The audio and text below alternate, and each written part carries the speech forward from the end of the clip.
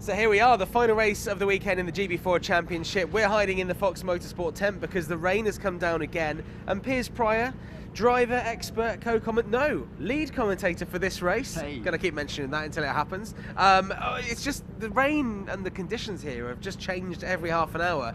It's hard to know what tyres these cars are going to start on. Well, a moment ago we were like, oh, this is quite nice now, the sun's come out. No, raining, sleeting, so could be wets, could be slicks, but that's been the order of the day, really.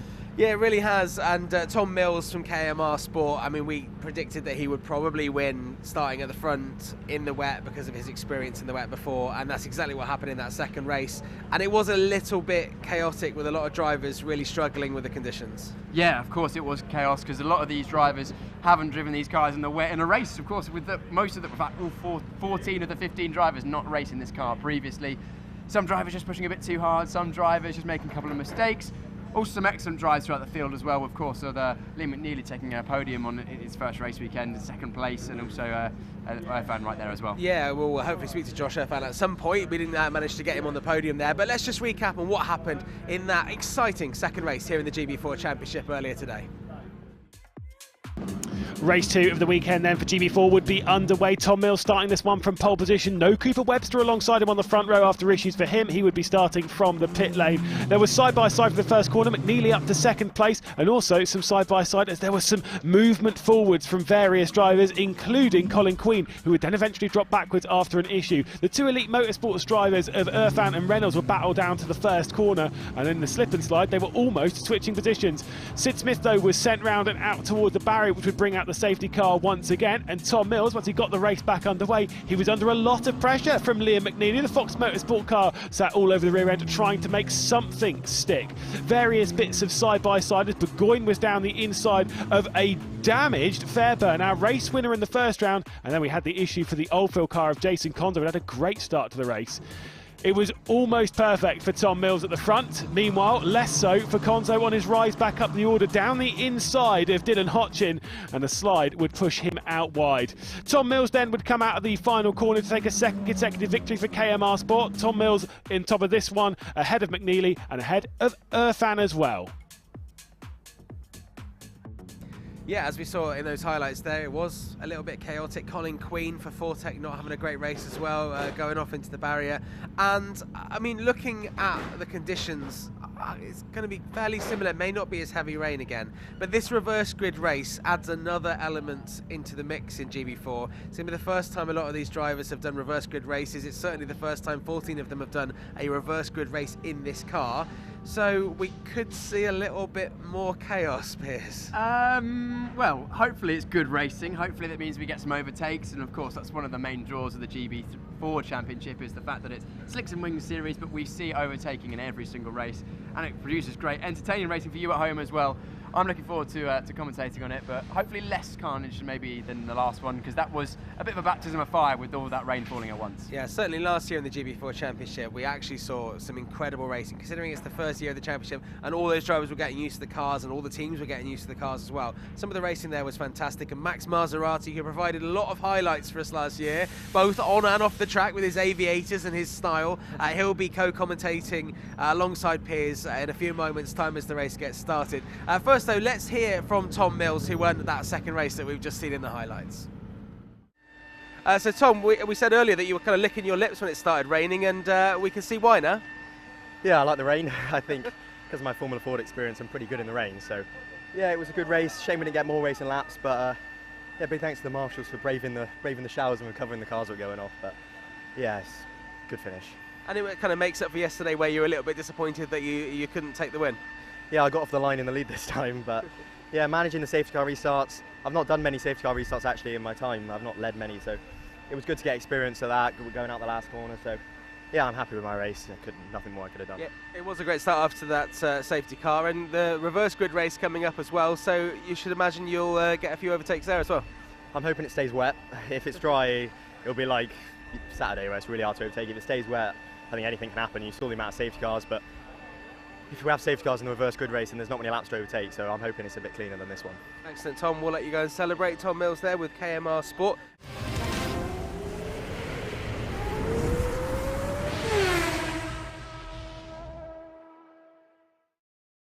Well, it's been a great weekend for KMR Sport. You might have been watching last year. Kevin Mills Racing was their name last year, just in case you're wondering. KMR Sport, all rebranded. Tom Mills still doing really well back in GB4. The only driver on the grid to be back in GB4 after last year. The GB4 Championship going to really hot up as the year goes on. More drivers may come and get involved, and we'll see some new faces as well.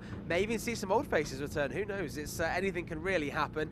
Let's just remind ourselves, though, first of all, about the GB4 Championship ahead of this reverse grid race, and then I think Piers might have found some drivers to chat to.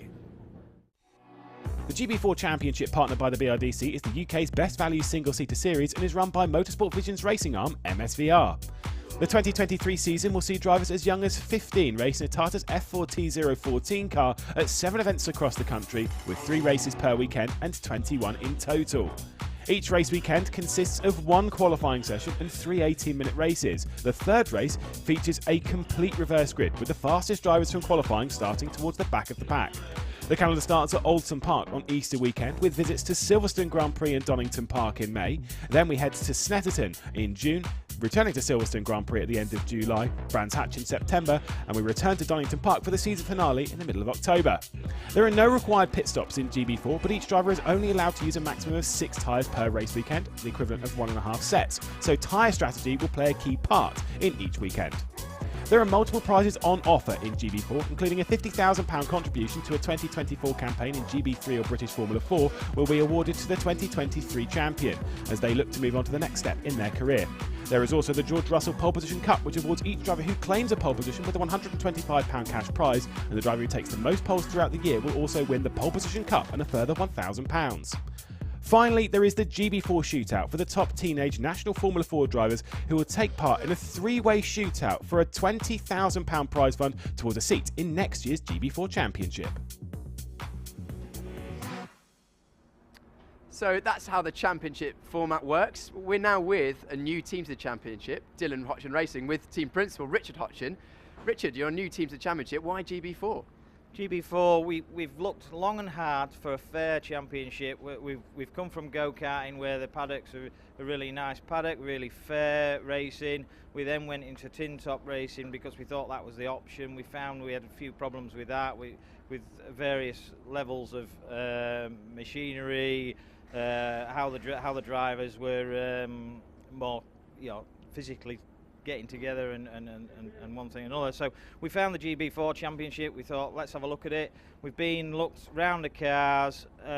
We went then to MSV, and then we've purchased a car and moved on and created our own little team, because we feel as privateers we can give this championship a bit more from a point of view of young engineers being involved. We've actually got a team of young engineers that we bring from all walks of life, really, and it's all about giving the young guys and young engineers an opportunity. It's great to see so many of the young engineers working on it. Of course, GB4 is for the up-and-coming drivers, but also working for the up-and-coming engineers and mechanics and everything now as well. But your car looks very striking. It's easy to spot in the comms box, so thank you very much for that. But talk to us about the livery and why you've gone for something so, striking. We've always got, well, my daughter is doing a degree in digital marketing, digital advertising, and we also own a business that does graphic design and signage. So between the two, we've come up with a real good concept of trying to get Dylan spotted with really good livery, advertising our brand, our business, really, or part of our businesses. I've got three different businesses that all contribute to this to get this car on this grid. We've got some great sponsors that we've had long term, the Arcade Warehouse and people like that. But we need more sponsors. Otherwise, I have to work 16 hours a day. Across 3 businesses. So yes. Well, it's great to have you on the grid and great to show off your car, and you're going about it the right way, because it makes our job in the comms box easier to pick you out. But also, Dylan himself racing, he's got some sort of quite a lot of racing experience. Why don't you tell us about what he's done before? Yeah, he's been go-karting since 8-year-old. We went through the Super 1 Championship, which is obviously the national championship for karting. We then did a bit in Europe with the Rock Championship, and then we transitioned on to the Fiestas as a Fiesta Junior. And like I say, great little championships, but drivers need to be able to develop, and I felt that the tin tops sort of pulled him back a bit. He was getting frustrated with driving standards and also with the development of the vehicles. You know, there was definite indifferences with vehicles, and the GB4 Championship is so good because it's actually a sealed engine. We have data technicians, the people that you control it very, very well, and it, for me, it's like a breath of fresh air in motorsport. It's actually, for us, gave us a bit a spring in our step. You know, that's great to hear. And Dylan's been doing well so far. We've seen him in race 1 and race 2. We've got the third reverse grid race later on. But let's see and have a look at the track this weekend, Oulton Park, for that reverse grid race. Let's take a look then at the circuit we'll be racing. Oulton Park in Cheshire, starting out the season on Easter weekend. Old Hall, Avenue, Cascades, all fantastic corners as we head down Lakeside towards the Island Bend into the Shallows hairpin, which has seen its fair share of drama. Through Britons, over Hilltop and down towards Hislops before we get Knickerbrook, Clay Hill, Water Tower and the fantastic double right-hander of Druids. Under the bridge as we head down towards Lodge Corner and then up and over the rise at Deer Leap. It is an undulating test of a circuit at Oulton Park with 17 fantastic challenging turns sending us around the Cheshire countryside. It really is a difficult circuit to nail every single one of the 2.692 miles that is progressed by each of our drivers across the weekend. 22 metres of elevation, most of that done down at Clay Hill. It is a big, big test.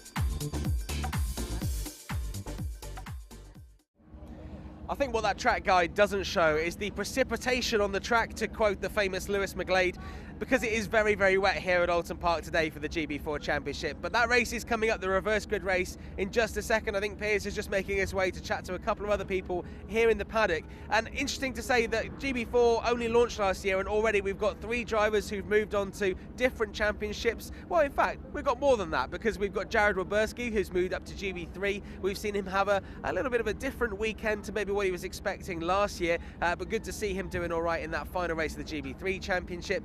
We have Megan Gilks, we have Chloe Grant, we also have Jess Edgar, who've now moved on to the F1 Academy, so they're going to be racing on the European stage this season. And we've also seen Tom Mills come back and show why he was such a good driver in the GB4 Championship last year. Of course, if you've missed any of the races so far, you can re-watch them in exactly the place you're watching these right now. And actually, Jack Sherwood, I've just thought about Jack Sherwood, he's gone on to do British F4 as well. So drivers from GB4 are really progressing and going to do different championships. It's a great place for them to start their career in slicks and wings racing.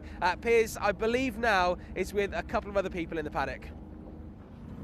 I'm down here at the Fox Motorsport tent, awning, garage, truck, and we've got both the McNeelys. We've got Paul and Liam. Paul, you are team owner, team principal. Yeah. New team to the GB4 Championship. Yeah. Talk to us about why you're here. Well, basically, we've been running Jeanette Juniors for a couple of years now, and it really seems like a logical step to go from juniors to GB4. I think the cars are really good, and it just teaches drivers how to drive a race car with no driver aids, no ABS, no traction control. So the drivers are just learning all the time in them. So it just seems like a logical step from juniors up to GB4. And great to have 2 drivers right from the start of the season with Sid as well. And you 2 guys have been getting on pretty well. It's been good in testing. Yeah, testing's been going really well. We've done quite a few laps now in quite mixed conditions. We've had snow, ice, wet weather, dry weather. So yeah, we've done plenty of laps, and we seem quite confident with the car. As we always get in England, especially with pre-season testing. And Liam yourself, of course, you had a very strong race in race number 2. You must be pretty happy with that. But talk to us about how you've been preparing for the season, and also how you're finding the GB Car and Championship so far. Yeah, I mean, we've done a lot of test days, and yeah, sort of just acclimating ourselves to the car. Really, it's obviously new for the team, new for me, so just getting comfortable really. And we've done a lot of test days, and yeah, just getting used to it. And how are you finding it? Is this your first experience with slicks and wings in a race? Yeah. So yeah, it's been a bit different. Sort of dirty air's been getting involved and such like that. So yeah, I mean, it's all just a really learning curve really. And you were pretty quick in the wet in that race number 2. If you had much wet testing, I think you said that you had some changeable conditions. Do you think that helped? Yeah, for sure. I mean, we've done a test there already, sort of in the wet. So I definitely think that helped. And what about, of course, we've got the reverse grid race coming up very shortly. How are you feeling for that? What are your plans for the race? I mean, we just got to take it sort of one corner at a time. I think there's going to be some carnage up the front, so we'll sort of just be able to pick some positions, and yeah, we'll see where we end up at the end of the race. Well, thanks very much for chatting to us both. Good luck in the final race. Great to have you on the grid, both of you, and the team as well. And yeah, we'll look forward to seeing how you get on in the final race. Yeah. The 2023 car then is the same as we were racing in 2022. The Tata's F4 T014, an affordable entry for a lot of these drivers that are moving their way out of karting into slicks and wings. An engine of a 1.4 litre, 160 brake horsepower engine that's sending all of that to the rear wheels, being slowed down by Brembo brakes. Taking a look at the rear of the car, we can see the 6-speed sequential gearbox, all controlled by paddles on the rear of the steering wheel. And as we move around, we can take a look at that rear wing. Adjustable over 2 profiles. They've got a little bit that they can do with that to make the car more oversteery, faster in a straight line as well. Tyres, the Pirelli tyres that we were running back in 2022, these they get 6 tyres over a race weekend, and the weight of the car being 570 kilos, definitely on the lighter side of things. We'll take a look at the twin wishbone suspension, adjustable for all of the drivers and teams, as well as the adjustable front wing as well. All of these setup changes, all the drivers will be using to maximise their performance across a race weekend.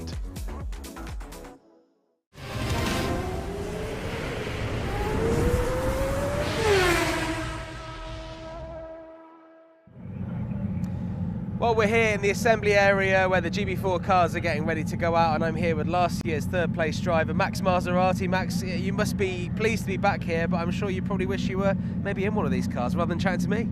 I'm missing it big time, missing it like so much. You know, I really got the jitters and wanted to get out again. But you know, I'm looking forward to get a budget and get out and do something, hopefully in one of the GBs. You know, because it's such a great championship they both are, and I'm still coaching. So coaching Harry Jr. Yeah. So and he's done really well this weekend. First ever race in cars. Yeah. You know, first race in the dry, and then he's had his first race in the wet, all in one go. Yeah, that's a big thing, and we talked last year a lot about this, and a lot of these drivers are coming in from things like karting or maybe different types of car racing, and this is the first experience of this type of car, so it's a huge step up. To have your expertise and experience there with you know, Graham Brunton Racing, having you involved with Harry, I mean that's really important. I'm sure, you know, doing great things, as you say. Look, we've got to talk about some of these drivers that are out here now. It's not been a great weekend for Harry Reynolds driving in Elite Motorsport. He had a bit of an issue with his car in the first race on Saturday. Took a while for them to get it sorted. Showed some promise. I mean, he'll be looking for a good race as well.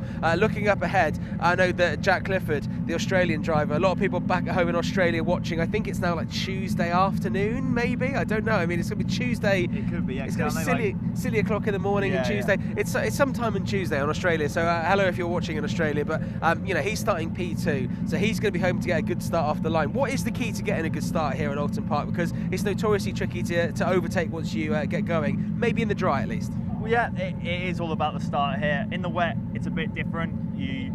It's normally because you can make more mistakes in the wet. You know, it's a little bit more on the knife edge. With the start in the wet, it's very different to the start in the dry. It's about being as smooth as possible, really, off the line, trying to get as little wheel spin as you can. As soon as you get wheel spin, you're dropping places, you're dropping to the back.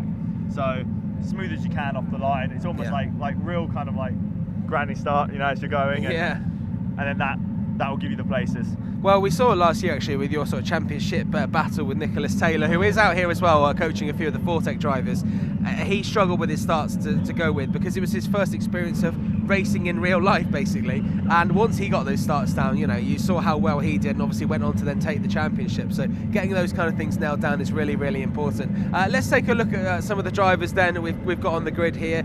Sid Smith in the car that's third. It's the blue car there with a bit of gold on it and a bit of green trim there.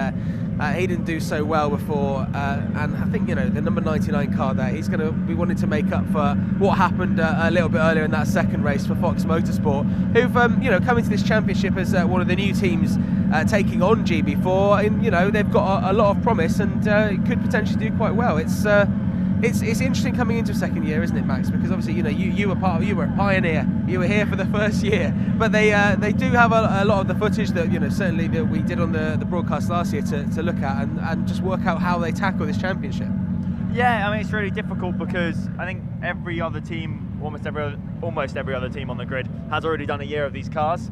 Yeah. At least, so it's important to try and get, you know, some engineers in, some guys who know these cars, who know single seats, because that's another thing. Fox haven't done single seaters, I believe, before this. They only did Ginettas, so, and maybe some other GT championships. Yeah. So cars with roofs on the head, that's very, very different to a single seater. So I think they've done a very, very good job. You know, they're straight on the money. We saw McGlade chasing Mills the entire of the last race. So they've done a really good job working hard over the winter, and they're on it. It's the same as the Evans group. You know, they've come over, new team, and straight away Webster has been, I think, very, very impressive. He's been on it a lot. Yeah, Cooper Webster struggled in that second race with an issue which I'm assuming they've got sorted now. They've had quite a few hours. Let's take a little bit of a walk up the grid. I mean, Nicholas Taylor, do you want to come and chat to your old championship rival Max Maserati here? Just want to talk about the fact that you're both coaching now and that you've moved into it. And GB4 was great for your career in all kinds of ways, wasn't it? Yeah, I mean, first season in cars, so I mean, it's done quite well. I mean, I'm not racing this year, but hopefully next year. But just saying. Sorry? My driver finished ahead of all 3 of his drivers in the last race. A bit of rivalry. It is rivalry. Yeah, you should see us in the corners, just looking at the drivers. Yeah, it's true. Okay, well, we'll let you go and do your job, Nick, because we've already nicked Max from his job, but we can actually come and see. You call him Junior, do you? Harry Burgoyne Junior here? Yeah, with, his dad, same name, and he raced in stock cars. He's a stock car world champion. Yeah. So, you know, big racing family history right there. And when you're approaching sort of coaching someone to get into GB4, what are the first kind of things you're saying? Because it is a huge jump for some of these drivers. I think it's keeping the pressure off, keeping expectations off. It's more in the head than I think it is just physically going out and driving it. You know, he's got an amazing karting pedigree, so he knows how to drive. Yeah. He knows which pedal does which, and all of the basic stuff that you initially which need. helps. Exactly. Unbelievably. He understands wet lines, he understands dry lines, understands all of that before he even gets in the car. That's a massive help. And then it's just about you know, all the finer details of getting him there. Yeah. But he's got a really good head on his shoulders, you know, I say keeping the expectations off. We're here to learn. We are learning, and look, top 5 in his first ever weekend in a feature race, not in a reverse grid race. Well, exactly. He's at the front. He's already at the front. And you know, huge credit to you and the team for helping him get there, because it is a team effort here. Let's keep moving around. We've got Harry Reynolds, who we mentioned here, really nice helmet design, and obviously we'll be hoping for a good result here. Let me see how he's doing. How you doing? We've not spoken to you yet. How are you feeling just sitting here before the reverse grid race, Harry? Yeah, feeling good. Just quietly confident. Hopefully it can be a good race. Yeah. I don't think it's going to be as wet as the second race. Are you hoping it stays this way? Yeah, I think pace looks good in the wet, so hopefully it can stay at least a bit damp, and we'll see what happens. Excellent. Well, best of luck. We'll chat to you more as the season goes on there. One of the drivers representing Wales on the grid, along with Matthew Rees, who's driving for JHR in the GB3 Championship. We go around here, we can see Colin Queen, and I believe, Max, you had some involvement with Colin Queen. You've seen him drive a fair few times before, and very unlucky in that second race. He had a bit of an accident there when it came to the precipitation on the track, I believe is what Lewis McGlade would call it normally. But he'll be hoping for, you know, how do you pick yourself up when you've had a moment out there which has kind of wrecked your good progress so far? You just got to forget about it and move on. You know, and learn is the big thing. Learn from your mistakes. Learn why it happened. But then you got to put it behind you. You know, the old saying of getting back on the horse. Yeah, absolutely. Well, let's step back. As you can hear in the background, the big whistle, which probably gets you a little bit worried, goes off. Max Maserati is going to run now with our chaperone to go and get in position to make his commentary debut alongside Piers Pryor, who you've heard on commentary quite a lot, but he's making his lead commentator debut in this race. So be kind on them. You can just see the cars going out behind me here. They'll be doing, I believe, just one green lap at the moment. Tom Mills there, the penultimate car going out. Obviously, he's had a good weekend so far. P2 in his first race. He won that last race, driving for KMR Sports, and it's almost time for the race. So let's, for one final time this weekend here at Oulton Park, go racing.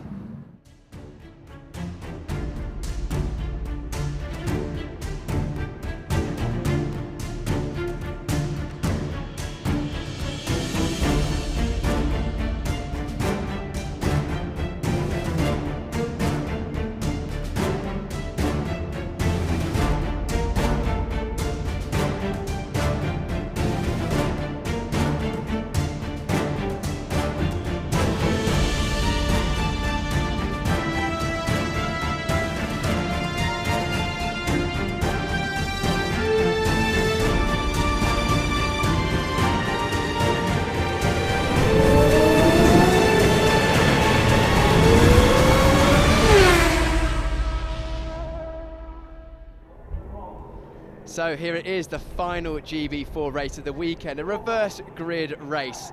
Changeable conditions once again, a drying line out there, but looks like most of the drivers have stayed on the wet tyres. So that will definitely be something to consider throughout this race. I'm Piers Pryor, just going to be joined very shortly by Max Maserati. Lewis McGlade will be joining us at the next round at Silverstone. So you're going to have to listen to me for this GB4 race. I'm very much looking forward to an eventful race. Of course, reverse grid, so all of the drivers will be reversed of those who managed to finish within 103% of the fastest driver in qualifying.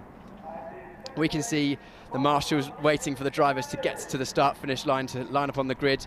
One green flag lap to get the tyres, brakes, engines, everything up to temperature once they do reach the start-finish line, as we have the drivers coming around the corner now. And I believe we're very shortly going to be joined by a wonderful driver from last year, Max Maserati. I'll let him get himself settled in as we can see the GB4 cars coming up to the grid.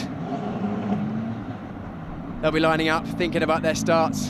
One practice go before we head off for the final race of the weekend. Max, I believe you're good to go. Good to have you in the comms box, Max. A different other side of the screen this year, unfortunately, but you'll be able to give us your knowledgeable insight into this final race of the weekend. How is Harry Burgoyne Jr. feeling ahead of this? Nervous? Well, he's quite good. He really holds his head together, so I wouldn't say he's nervous, but he's very excited. Yeah, good to have you in the paddock once again, and you're going to be helping throughout the year, so it'll be good to see some more of you. I think that's all the cars on the grid, so we're going to have one green flag lap in just a moment. Everyone seems to have gone on the wet tyres. Was there any debate whether we're going to go wets or slicks? Not really, not for this one. For this one, I mean, the race before we weren't sure initially because I was standing there and the track was dry, and then suddenly the heavens just opened up and it was like biblical. It was straight to wets. It was straight to wets last time. I think we're going to be okay this time. It's probably the brightest it's been all day, and you can hear the revs rise as the drivers head out onto their one green flag lap. And then in just a moment, once we get the grids, I'll talk you through it. But what is going through the drivers' heads right now, Max, as you're on the warm-up lap? It's wet tyres, a drying track. What are you thinking about? Well, for me, it's just getting the heat in. You know, that's so important in racing, is getting the heat in. It can define actually how good your start is, and as well how great your first lap is going to be, and it's going to set the whole race up. So you have to make sure you get heat in the tyres. So working those tyres exceptionally hard. It's quite funny because you have all the nerves just before the race when you're sitting in the holding area. As soon as you're out on track, those nerves just drop. It's all about getting the heat in the tyres. It is all about that. Let's run you through the grid. So we have Aditya Kulkarni starting on pole in this reverse grid race for Fortec Motorsport, and alongside him Jack Clifford for KMR Sport. Sid Smith in the new Fox Motorsport team alongside Jason Konzo in third and fourth for Oldfield Motorsport. He's the only Oldfield driver on the grid this weekend. Ruhan Alva for Fortec Motorsports is fifth on the inside. On the outside, your driver Max Maserati, Harry Burgoyne Jr. for Graham Brunton Racing, at the moment the only Graham Brunton Racing driver. Seventh on the inside is Harry Reynolds for Elite Motorsport, and an all Elite Motorsport fourth row is Josh, rounded out by Josh Irfan on the outside. Josh had a very strong race in that previous one, coming in third place. Liam McNeely, who we spoke to just before the race for Fox Motorsport, is on the inside and ninth place. On the outside, Colin Queen, who'll be looking to make amends for his mistake he made in the previous one there. 11th, Cooper Webster for the new Evans GP team, alongside our race one runner, Jeremy Fairbairn for KMR Sport. And then getting towards the back end of the grid for this reverse grid race, Tom Mills from KMR Sports, of course winning race number 2, and Dylan Hotchin for 14th for Dylan Hotchin Racing. It's going to be a great race. Reverse grid always brings a few bits of drama. It looks like it's getting very dry out there. Max, do you think these tyres are going to last okay? Actually, it does. It's gone a lot drier than I expected it to. The thing is, if you come in now, you're just going to lose too much time in the pit lane. So unless there's some kind of safety car or a red flag that will enable you to do that, you just can't take that risk. Yep. So it will be more finding wet patches to cool down the tyres. This last part of the sector, I'm not sure, it could still be quite wet under the trees. Under the trees, it normally takes a lot longer to dry up. So this could still be the right decision, but we'll see as the race develops. That's the thing. I mean, there's a dry line here, but it might well be wet at the apex of Druids, or even on the braking down to the final corner, which is Lodge.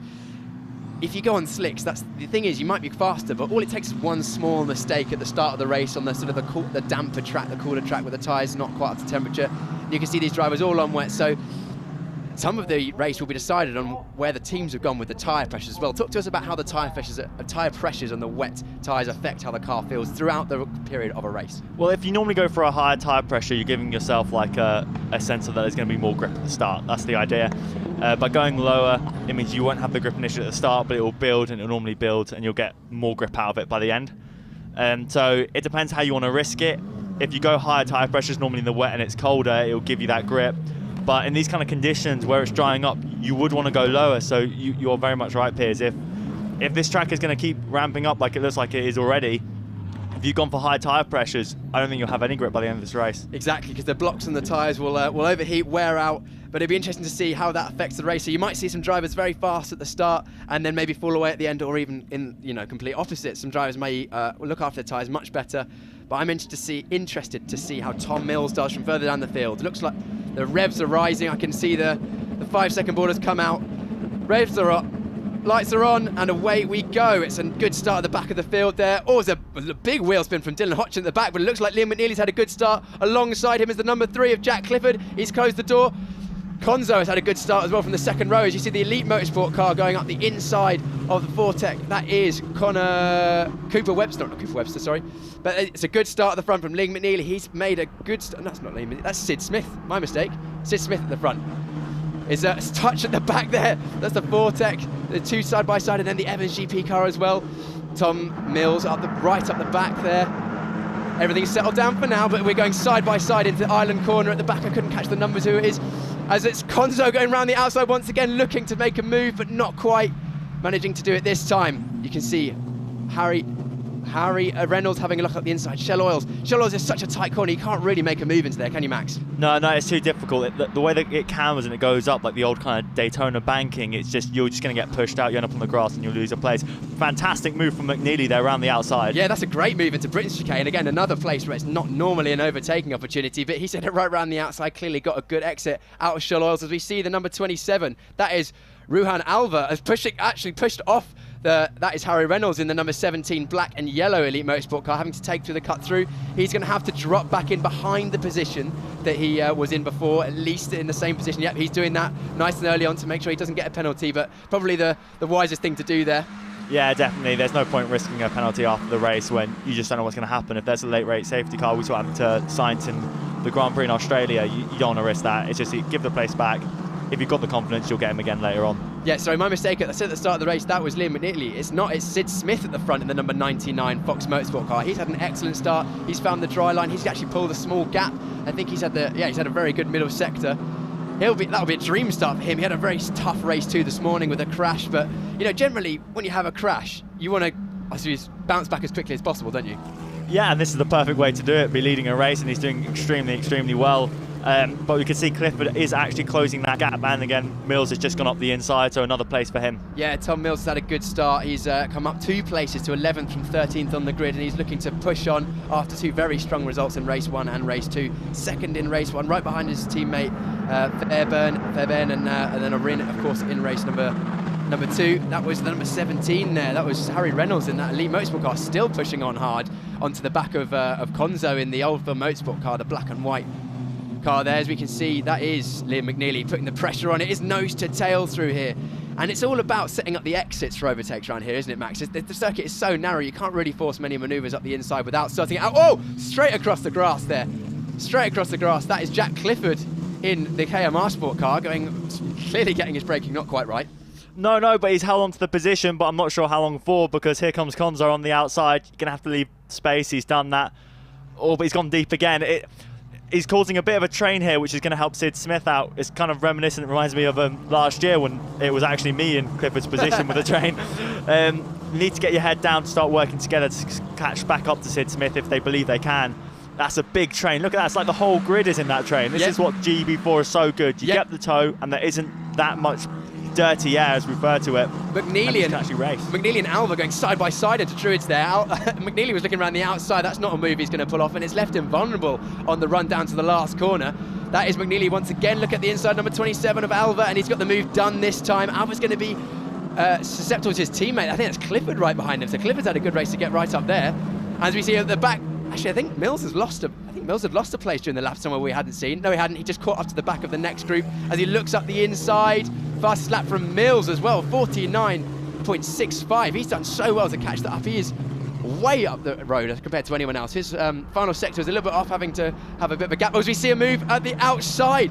Is that 2 manoeuvres in as many corners? Yeah, that is Liam McNeely going around the outside of Earth. I think that's Irfan, isn't it? No, that was around the outside of Reynolds going into Cascade. That's a great move around the outside. I'm calling it now. McNeely's going to win this race. I'm going to make a prediction. Wow, that is a big and bold move. As Konzo's gone around the outside of Ireland and McNeely's following him through. McNeely has had pretty much three places in about 5 corners. He's had an excellent start to this lap. As now Reynolds is making a position as well. What a move around the outside of Cascades. That's one you don't see often, Max, is it? No, fantastic move. It's so hard to go around the outside of any corner here. You know, it's just so tough. It's a tight circuit, and any mistake, this circuit doesn't just punish you, it punishes you hard. You're in the barrier, you're out. Connor Clifford has had it's a very difficult start to this lap, going down about 4 or 5 places. He started this lap in 2nd place, as we see McNeely and Konzo side by side. Konzo off the road once again, and that's Reynolds now looking to make advantage of that. Side by side to the exit, Knickerbrook just about coming through. So Konzo pushing a little bit hard on the exit, but as you said, McNeely is looking very, very strong at this point of the race. I'm very interested to see how his tyres do throughout the race, because he's definitely got the pace right now. I think he's going to get onto the back of his teammate Sid Smith at the front. But yeah, it'll be interesting to see how they, think about and conserve their tyres through the race. We see some more fighting towards the back. That is the number 62. Colin Queen now going on the outside of Clifford. Clifford might have an issue here. He's really not got much pace, has he, at the moment, Max? No, but he's defending very well still. I think he's trying to hang on as he can, but again, when the circuit's like this and you have damp patches and a straight line, it's hard to defend, because by defending, you're putting yourself on the wet patch, which cools down the tyre, means you have less grip. Yeah, of course. You want to stay on that dry line, because of course you can see it's a completely dry line going in the run towards Cascades. And it looks like, I think that is Queen making the move before the corner's even done. Clearly a good exit out of that last corner. Yeah, it's really not working particularly well at the moment, unfortunately for Clifford. He's falling down. Oh, that is Konzo going off and hard into the barriers. Oh, that's big damage on that car. Did you see what happened there, Max? I was looking elsewhere. How did he end up off the road? It's like he caught the wet where the green is on the exit of that curb, or the grass, and it just spun him completely around. You know, wet grass, no grip. Yep, that's in a dangerous place. So definitely double wave yellows, potentially the risk of a safety car, but we race until the safety car pause. So they're still going to be going. Look at that, 3 for the lead now. So Sid Smith has been caught rampantly by the McNeely and Reynolds. I believe we've got a replay in for what happened to Konzo. Let's have a quick look at that, if we can, in a moment. Max, talk us through this.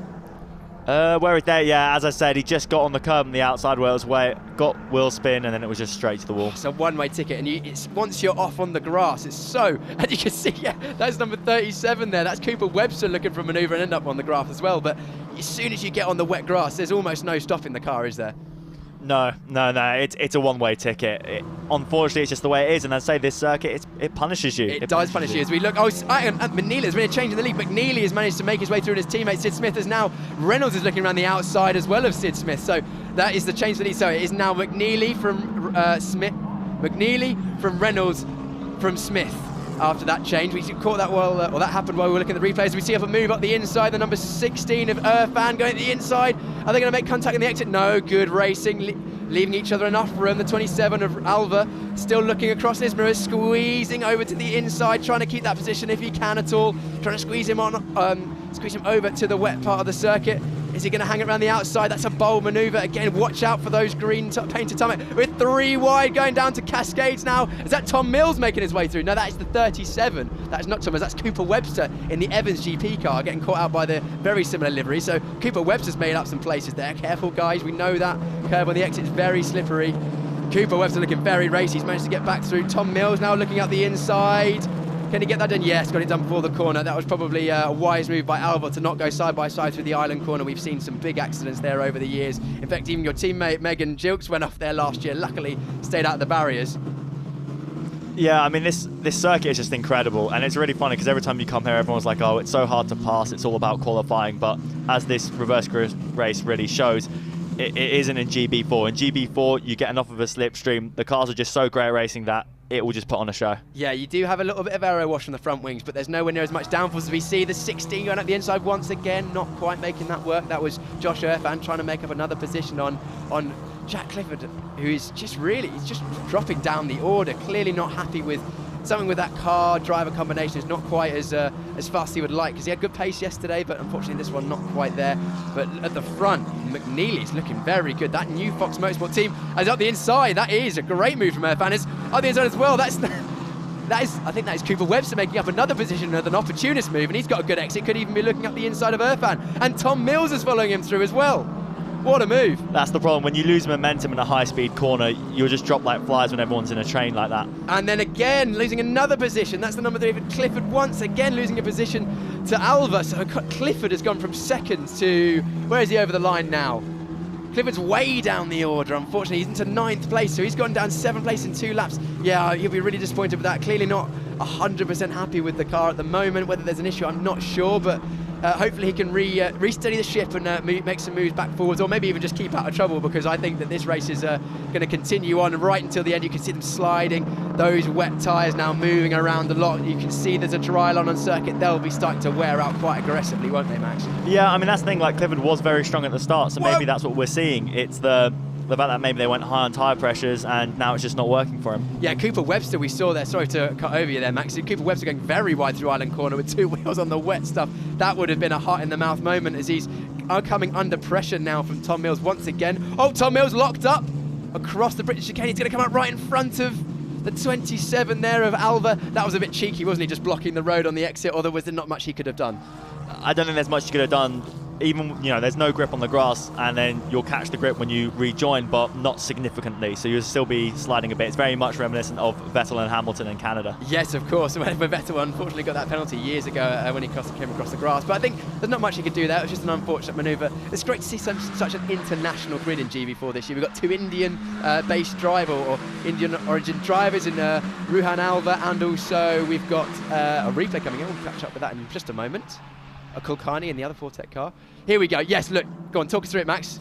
Again, you can just see he hit the wet patch with that lock-up, and then Tom actually decided, I think quite wisely, just to commit in a straight line over the grass. If he tried to keep turning, he'd have actually just pirouetted round. This was the best way to get across safely. Yeah, so the front right tyre, or the left as we were looking at it, you can see it was completely locked, and once the tyre's locked, you've not got any grip on that tyre, have you really? No, you're just going in a straight line and hoping it catches at some point. And luckily there wasn't that tyre stack that used to be there on the inside of Britain's, because it potentially could have hit that, but no, he carried on for another day and has allowed, I think it's Irfan, or no, Webster, just a little bit of breathing room. We can see Webster sliding his way down Cascades now. Yeah, these wet tyres are definitely going off. There's a completely wet line around the circuit. It would have been interesting to see if someone had gambled on slicks. They would have been coming through the field now.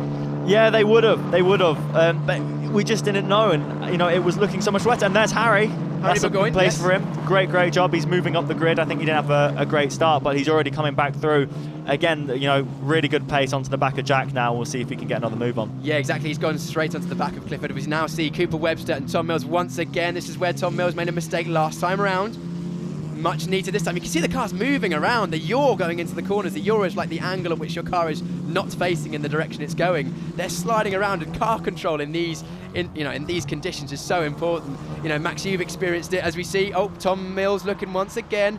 Oh, I think he's gone wide. Yes, that is Cooper Webster just going a little bit deep into the first section, which is leaving him a bit vulnerable, but he's managed to get it back to the left-hand side. Yeah, those tyres on Cooper Webster's car look like they're going off all over the place. Tom Mills potentially have had, maybe settled them, bedded them in slightly slower at the start of the race, which means he's got a bit more pace now. Who's got the fastest lap on the circuit? That is actually Queen in 3rd place that last time around with a 46.1. Almost a couple of tenths faster than our leader McNeely, but almost a second faster this group behind. So there, we'll catch up with them in a moment. But let's have a look at Tom Mills. We know he's racy. We know he likes a move.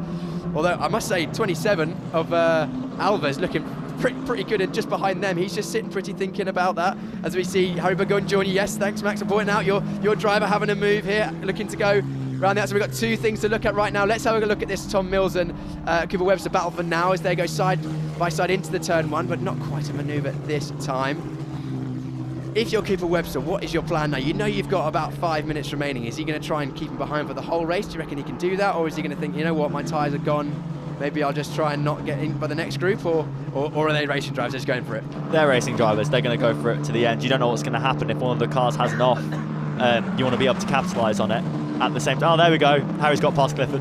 At the same time, you've got to be aware of behind. Mills is going to be going quicker, and I think if you think, you know what, I might not be able to catch this gap, then I need to make sure I cement this position and bring these points home. Yeah, exactly. As we cut back to the leading 3, so that is McNeely from Reynolds and Queen. So that is Fox Motorsport from Elite from Fortec. 3 teams in the top 3, and then in 4th place was our pole sitter Sid Smith, who's just dropped off the back of that group, but still in a very good position in 4th, as this battle still rages on towards the bottom end of the top 10. I say bottom end, it's 6th, 7th and 8th position, so still very good points for this lot around here. You can still see that car moving around. Webster sliding around, and Tom Mills right in the wheel tracks. Tom Mills definitely looks like he's got a bit more control of that vehicle. In fact, almost visually, you can see the tyres breaking up on Clifford's car there a bit more than Tom Mills. This will be frustrating for Mills now. I think he knows he's faster. Yeah, I think he does, but he has to keep his head together here. You know, to build a championship, if he hopefully gets the budget to do the rest of the year, you know, it's built with consistency. If he was to have a crash with Webster now, everybody else would gain massively on points, and you can't have that. You've got to build a championship. So if that actually means sitting where he is, that's better than a DNF. Absolutely. It's all about finishing races, because points do mean prizes. Looks like we're having a bit of a closing up for second place now. This is between Reynolds and Queen. Reynolds in the black and yellow Elite Motorsport car. Tom Mills are right around the outside of the turn one. We just cut into that mid-corner. You can see the wear on the rear tire. They're still side by side. Cooper Webster's not going to give this one up easy. Is he going to go around the outside of Cascades? No, just slotting in, but potentially looking for a bit of a cutback, but it's quite hard to cut back on the exit of Cascades. Too long of a corner. The apex goes on for a long time. Yeah, and really good racing from the both of them. It would have been very easy for Webster to have just opened the steering and put Tom on the grass there, but there was a lot of respect there between those two drivers. They knew if they touched, they'd have both been out, so really great between the both of them. You know what, that's one thing I think is a real strength of the GB4 Championship, as you showed last year, Max, along with all of your competitors, is that the GB4 Championship last year, there was some amazing racing throughout the season with very, very little contact. There was, of course, a few incidents, but that's racing. But generally, I was very impressed, because a lot of these drivers, they're not particularly experienced in the grand scheme of racing, as we see now Sid Smith coming under pressure from, I believe that's Josh Irfan, isn't it? It is Irfan in the number 16. Irfan's had great pace in that previous race. We've got some more fighting in the background. Now that is Cooper Webster under pressure from Alva in the white and red with the green highlights in the 410 Motorsport car. But not only is it Alva, it's also your coach, your driver that you're coaching, Harry Burgoyne Jr., as we see a fight now. This is the fight. That is the fight for Sid Smith in 4th place with Irfan. Let's fight all that throughout the field, but let's stay with this one for now. You can see Sid Smith looking in his mirrors, staying defensive on the wetter part of the circuit. Going to try and keep it tidy for a good exit. That's a nice tidy exit, but Irfan's still going to be looking into turn one. Irfan with that sort of stealthy black car, black helmet combination. Elite Motorsport, of course, having a strong pace last year at the beginning of the year. And then Irfan's looking around the outside, taking a leap out of Tom Mills' book and making it sick. What a move, Max. That was brilliant. That was just, to have the courage to do that, that was all done on the brakes before they'd even turned in. That was, wow. That shows you the difference, though, between being on the dry part of the circuit and being on the wet side of the circuit. Bold on the brakes, because it's so easy to lock up and make a mistake, as Tom Mills is pulling clear of this battle between Webster, Alva and Burgoyne now for 7th place. Mills is pretty much consolidated 6th place. He'll be looking to catch up with Irfan in 5th if he can. Not Irfan, sorry, Smith in 5th. But we're now side by side. That looks like Harry Burgoyne Jr. side by side with Alva. He's got the move done before Island Corner, which is a good thing, because you can see only one line through there. The car's just still sliding around. Alva looking up the inside, but thinking better of it, probably for the best, because that is a very, very narrow entrance there. You kind of ease it in quite early to the Chalors hairpin, but now Burgoyne looking on the back of Webster. I think Webster's tyres are gone, you know. Yeah, I agree. I mean, we saw him, he was so strong at the start of the race. To see this drop off in pace, it must be the same thing. It must be because he's dropped off. I mean, here comes Harry now. If he can pin him to the inside like he is, move to the outside, that's it. Keep him there. See what he's going to do on the brakes. Harry decides to go for a cutback. You know, that's normally the safer option. They're still battling. This is such great racing between them.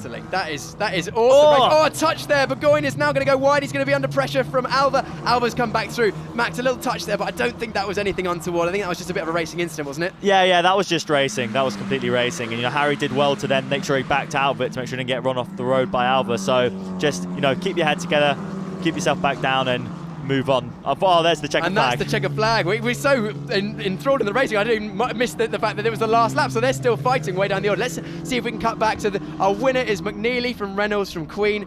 Smith actually getting done by Irfan. As we see, moves to the last corner, and Burgoyne's going to have a drag race to the line. He's done it, so that is Smith, and then Mills. Webster losing, I think, Webster losing out to Alva and Burgoyne on the last lap. Unfortunate there, we didn't see the start of that, but just getting forced out. And you can see the cars bottom out on the curb there. Yeah. I mean, it's just a shame where it got to it. That looked like a really great fight between the three of them. You know, and you know, as a coach, I'm really happy with that. You know, Harry had you know, needs to work on starts, but then what a race coming back through the field. Absolutely fantastic. And at 15 years old, it's really impressive to have that kind of maturity, to not lose your head, to not then go off in the next corner. And look at McNeely, well deserved to win there. Oh yeah, let's just we didn't see a huge amount of McNeely because he was so imperious at the front of the field with a great race, fastest lap of the race as well. Was it on the last lap? Not quite on the last lap, but fast lap of the race as well. He's had a great weekend. You know, Fox Motorsport, a new team to this championship. We got a replay of what happened. Oh, Cooper Webster went wide at the last corner. That was purely a mistake, and then getting the hip and shoulder. A little bit of a squeeze there from Alva, but I think that was all fair and love and war. Don't you think, Max? It was a bit of a mistake getting wide on the wet part of the road. Yeah, exactly. And then Alva taking the tighter line, he was always going to wash out there. You know, that's just unlucky, but it was all caused by a mistake. Yeah, mistake from Cooper Webster. He'll be kicking himself for that, but his tyres were unfortunately completely head off. Max, I'll let you go and maybe talk to your drivers. Thanks for joining us in the comms box. I'll run you through the provisional results. So the results was McNeely for Fox Motorsport. Liam McNeely with a great win, first win in this championship in his debut weekend. He'll be very happy for that, and the first win for Fox Motorsport as well. Followed it closely by Reynolds in second place for Elite Motorsport, 3.8 seconds behind, so a dominant victory for McNeely. Queen in third for Fortec Motorsport, so 3 different teams in the top 3, 4 seconds behind. Then Irfan and Smith, followed by Mills. We saw a good drive through from him from the back of the field. He'll be happy with that, I'm pretty sure. Making up quite a few places, and then that fight that we saw between Alva, Burgoyne and Webster, ending in that order for Fortec, Graham Brunson Racing in that order. Then after the top 10, we had Kulkarni in the Fortec Motorsport car, Fairbairn in KMR Sport, Hotchin and then Dylan Hotchin Racing car, the bright pink, and then Jason Konzo in the Oulton Motorsport car. We saw him having some drama at the start of the race, and unfortunately it doesn't look like Lee made the start of that one. So that was a crazy race. Let's have a quick look at the highlights from the race. So we had a great start. Of course, it was drying out, everyone on wet tyres, and we had a great start from Sid Smith from pole position, initially challenged by Jack Clifford, but Sid Smith would have the early lead. Konzo in third place, and then some challenges at the further back as Reynolds looked up the inside but couldn't get a move done, and then the rest finding their positions on the first lap. Still wet offline, so a few issues throughout the field, trying to stay on the dry part. Small amount of contact between Cooper Webster and Kulkarni, I believe that was, in the Fortec car. And then we look further up ahead of the race. Konzo going up the inside of Shell Oil's corner, and then Liam McNeely, knowing he had pace, following him through, and then also the Harry Reynolds in that Elite Motorsport car following through, and then the sun came out and we had some fighting further down the field as well. But Konzo, unfortunately for Oulton Motorsport, just dropping a wheel on the exit, losing it and ending his race a little bit early. We then had Connor Clifford was really struggling with pace and just fell down, Jack Clifford fell down the order. And then we had a move for the lead as Sid Smith fell down into the clutches of Josh Irfan. I think I'd already been past at this point. Irfan having a great race again. We then had at the final section of the race, unfortunately Cooper Webster, having defended so valiantly, just making a mistake at the last corner. Alva and Harry Burgoyne Jr. finding their way through, but Liam McNeely with a win. He'll, as you can see, rightfully so, delighted with that. And then in second place, Reynolds and Queen rounding out the top 3. What a great race to end this weekend. I'm going to head shortly over to Jon Jackson, who is catching up with the winners and podium holders on the grid.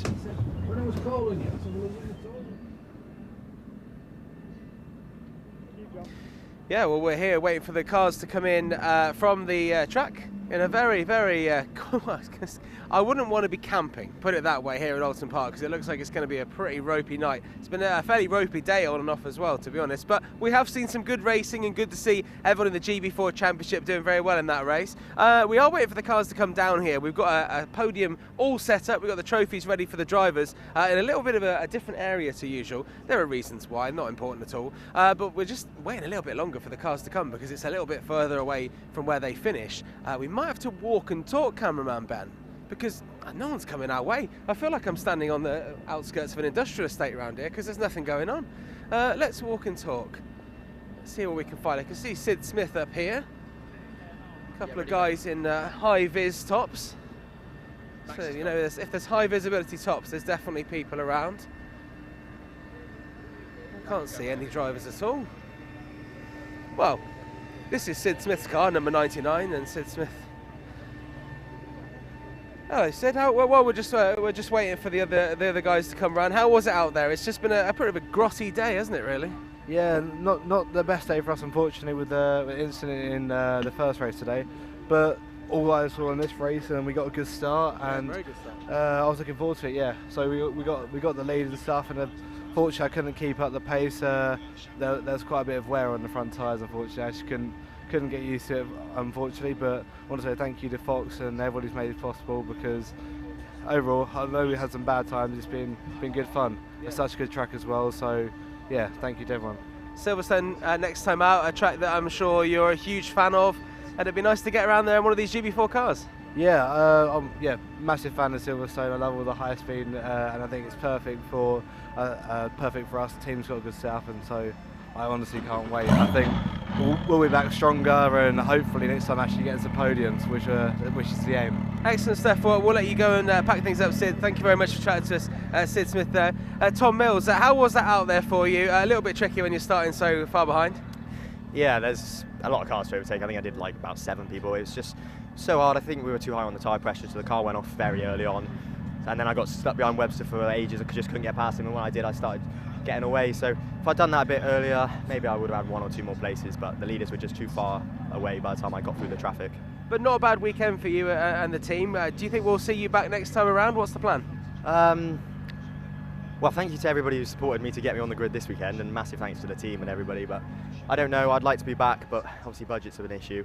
But if not, second win and a 6th from 13th is a pretty good weekend, and a great job by the team. 2 wins, with that made it 5 wins in a row at that point. So yeah, fantastic. Well, look, this is a good platform to say if anyone's watching and they've been impressed by what you've done with your excellent results this weekend. Tom Mills, KMR Sport. You can get in touch and hopefully get Tom on the grid in Silverstone. Is that all right? Is that good enough plug? That sounds like good. Thank you very much. Excellent stuff. All right, cheers. We'll let you get on. Let's make our way up to the podium. I'm going to be honest. There's absolutely no one at the podium. Unfortunately, there's a cameraman at the podium. There are trophies at a podium. There are no drivers at the podium. So I'm a little bit confused as to where anyone is. Don't know really. Should we just go for a walk, Ben? Let's go for a walk. It's a little bit confusing that there's actually no drivers around here. Here's Piers Pryor. Grab a microphone, Piers, and try and tell me what on earth's going on. How was your commentary debut, by the way? Let's move back here before we get run over. Sorry. Hey Piers, I was just saying that we were going to just look at the podium there, but you might be able to see there was no one at the podium. There's no one here. I've had a chat with Sid Smith, I've had a chat with Tom Mills. Let's chat to you. How was it leading the commentary there, Max Maserati? We were enjoying that. I loved being in there with Max, but I suppose you at home will tell me how it went. I'm not normally a lead commentator, but I gave it my best shot. But anyway, it was a pretty cool race actually. I thought with the sort of people ebbing and flowing with the pace. I think some of the drivers have got stuck down in the paddock area because everyone's leaving. Yeah, because obviously all the trucks are leaving from the British GT. Got Liam McNeely. Should we grab a word? Bring him in. Liam, what a man. P1. That was some serious pace. Yeah, I know. I mean, I didn't really expect that, to be honest. But yeah, I mean, Oulton in the wet is pretty mad. I mean, yeah, I did not expect that, but. Yeah, incredible. That was a great race. I mean, you literally had so much pace coming through the field. I saw you literally getting car after car after car. You clearly felt you had good pace in the car, and you thought, right, I'm going to make the most of it. Yeah, I mean, the car was mega from literally the start. So, yeah, dry line was forming. You know, just managing the tyres was the main part of the race, and yeah. Excellent stuff, Liam. We'll let you go and continue celebrating. The podium is over there, that way, so you can head over there. Congratulations. Richard Randall is bringing in Harry. I mean, I'll let you talk to Harry Reynolds because I'm going to go and chat to. Harry, that was a good race, wasn't it? You must have really enjoyed that one. Yeah, it was very intense at the end with Colin catching me, but managed to hold him off. Yeah, you had a pretty good start as well coming through the field. You made quite a few manoeuvres in the first couple of laps. I reckon it could have been slicks out there. What do you reckon? Yeah, towards the end it started to dry up. I think slicks would have been probably the best call, but no. Still pretty happy, and of course your first weekend racing in this championship with the Elite Motorsport team. The car was clearly right underneath you where you needed it as well. Yeah, I want to say a big thank you to Elite, and hopefully we can come back to do more rounds, but yeah, thank you to the team, and the car was perfect. Yeah, it'd be great to see some more GB4 rounds, but congratulations on the podium. I think the podium is over there, so yeah, it's over here. I was going to say, Harry, also thank you for chatting to me while you were in the car there. Sort of a moment of yes, jump on contemplation. Colin, I mean, you must be quite happy after what happened in that second race to get a podium to end your weekend on a high. Yeah, definitely. I mean, you know, this weekend's been definitely up and down. Literally steering wheel and everything, but and the crash. But you know, mistakes happen. It's my first race weekend in Slicks and Wings. You know, I was definitely expecting a bit more, but you know, to end it with a bit of redemption with the podium is definitely good. I think coming away with a trophy from your first Slicks and Wings weekend is very, very impressive. Just a quick one before you go to the podium. Silverstone next time, looking forward to that? Oh, definitely. Yeah, I mean, did the official test there, which went well. It's a really fun track, to be honest. So yeah, we're definitely looking forward to that. But yeah, but really just talking about this race. Yeah, no, got out to a really good start. Just tried to make my way through the field, just let the race come to me, but also being a bit aggressive at the same time.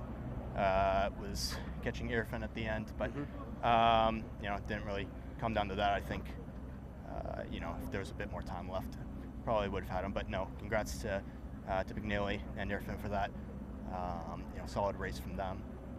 So yeah, no, I think next round at Silverstone, yeah, it will be much better. Let's have it. Colin, thank you very much for chatting to us. Colin Quinn, we'll let you go that way, back to the podium with Fortec. Let's go around here. We're going to walk and talk, Piers, yes, because it's been an excellent weekend of racing. It's been a little bit disrupted by the weather, yes, but you know, the weather is an added element into these things, and it makes things a little bit more exciting in places. Hey, I've been looking forward to the start of this season for months, and it's really lived up to it in terms of drama. The weather has not helped the teams and drivers, but it's helped us have a very entertaining time, and I'm looking forward to coming back again in just a few weeks' time at Silverstone. Excellent stuff. Well, I think they're ready to do the podium. Richard Randall from the GB4 Championship is ready, and I'll let Piers Pryor talk you through the podium. Okay then, well of course once Richard Randall's ready, we'll talk us through the podium. Of course a very good race, a difficult race too, with all the things with the tyres. It could have been slicks, could have been wets, but there we have our third place driver for Fortec Motorsport. Very happy with that, just spoke to him now. Caden got Mr. Queen. Then we have Harry Reynolds in second place for the Elite Motorsport team. You can see in the black and yellow overalls as well, picking up his trophy and his bottle of bubbly. And the race winner for Fox Motorsport is Liam McNeely. I mean, what a drive. You saw the emotion there, him with his team and his dad. He's had an excellent race weekend, first race weekend in the GB4 Championship. It would be good to see how the Fox Motorsport team and Liam himself do throughout the season. Potentially a championship contender, I think, with the pace they've had.